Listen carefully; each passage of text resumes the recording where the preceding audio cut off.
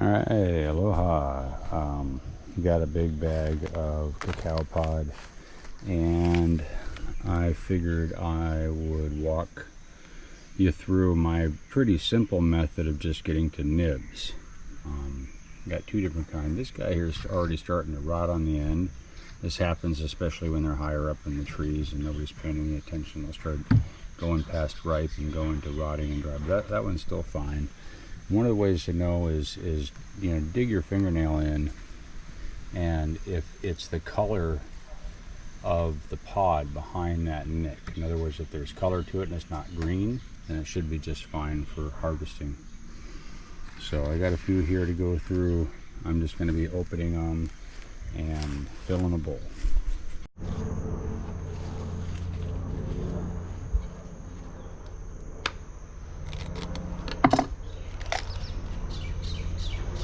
It likes to come out a lot of times in one big tube, or it'll leave a few at the top, so always look for the ones on top.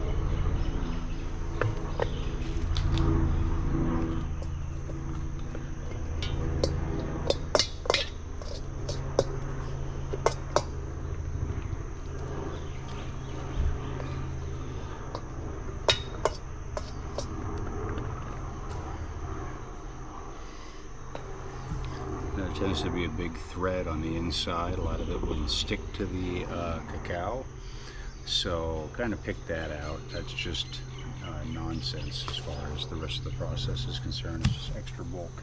And so just a whack, twist the knife, hop open, and see, you can see on this dark pod one, because you'll find them like this.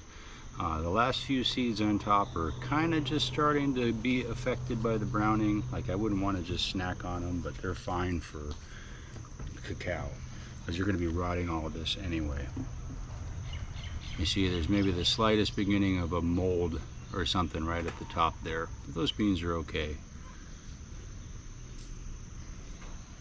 Although I might be fermenting, so I'm going to set some of those aside. I get a very good honey wine from the juice that comes off of these beans. These beans are typically pretty sweet. They can be a little tart.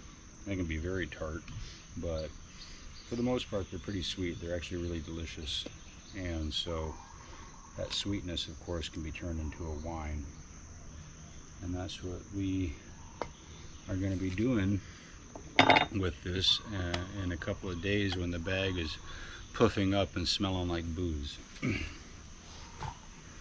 once again, just that open. That's it. Everything inside. That's the cacao. Shucking them off.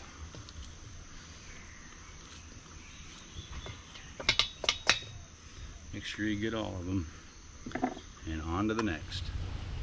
All right. So we got a whole bowl of cacao fruit, and we're gonna bag them up. Almost all the strings out of there, picked out anything funky. There's a piece, not much. And all the pods are now banana compost. All right, so I made a fat gallon bag of those, and even though it's a little tacky, I just leave them out here on the garbage can lid in the sun. I think that's pretty important. Pretty much, you could put them out on your lanai or a walkway or whatever. I haven't had any problem with critters getting into this. Of course, you wouldn't want a dumb dog gobbling this up. They'd probably kill them. But yeah, I'm just going to leave it in here. And in a couple of days, it's going to start poofing up. And then I'm going to have to release the gas like 4 or 5 times a day. All right, so this is the kind blown up I was talking about. I mean, this thing is about to pop, right? And everything's foaming inside. Foamy. Because, of course, that's yeast eating up all the sugars, making alcohol. And sometimes it's explosive, but this bag's not that explosive.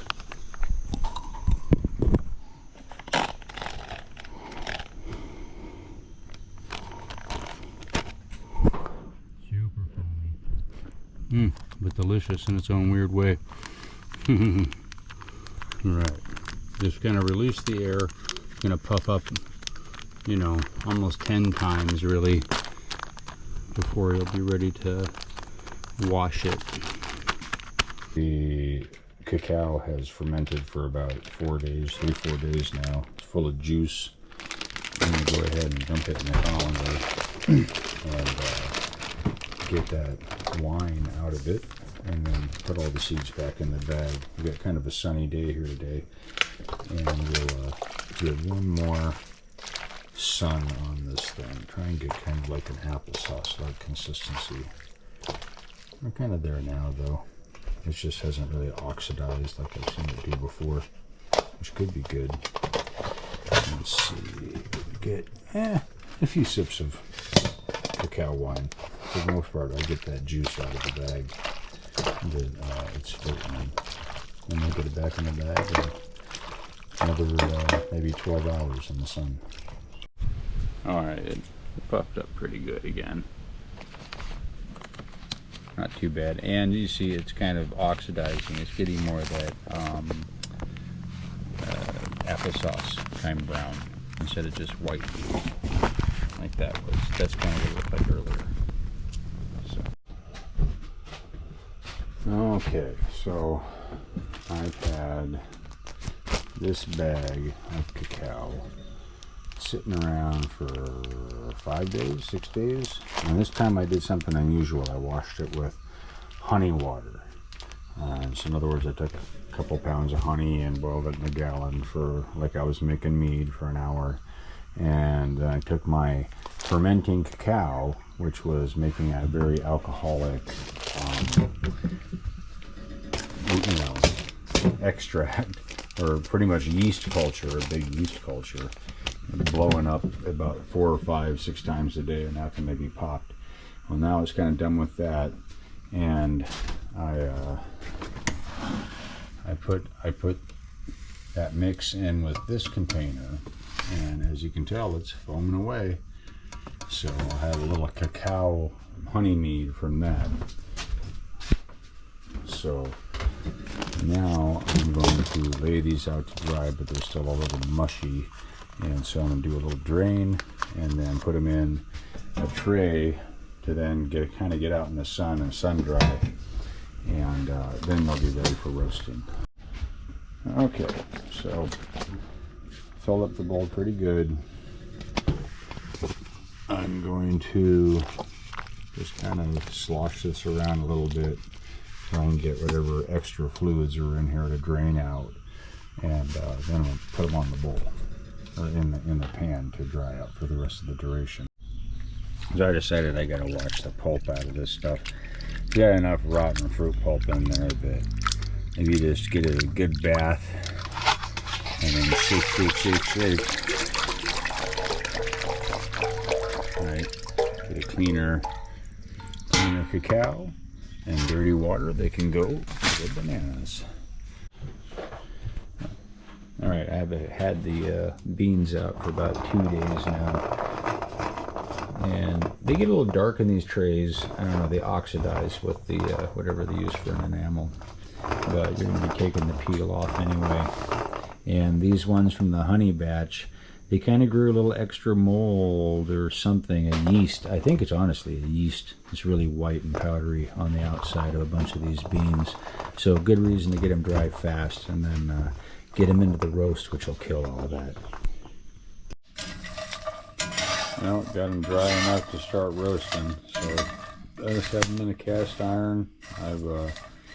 They were a little moist at first, so I heated them up, and then I'd take them off and let them sit in the warm casty and dehydrate. And this is the 3rd round of that, and now I think I can take it to a full toastiness, because there really is something about getting kind of almost like a toasted almond would be, like toasty at least, and really changes the flavor of the chocolate. All right, down to the cacao in a jar, dried, finished. Each pod shrinks away from that skin so much that all you have to do is just kind of barely move it around, and that bean just falls right out. Right, perfect cacao nib. You know, occasionally they're going to break into smaller pieces, but for the most part, these things are staying whole without much effort. And doing that double, triple roast on them, depending on how dry they are initially, is really important, because you want to get these things squeaky. You want them really crunching in the palate. And in fact, I found some of the ones that I would have thought got maybe a little too roasted tasted more like Hershey's. So maybe Hershey's just roasts the shit out of all their cacao, and that's just the flavor we all got used to. Anyway, that's how easy it is. Jar of beans, finished nibs, squeaky, crunchy, and delicious.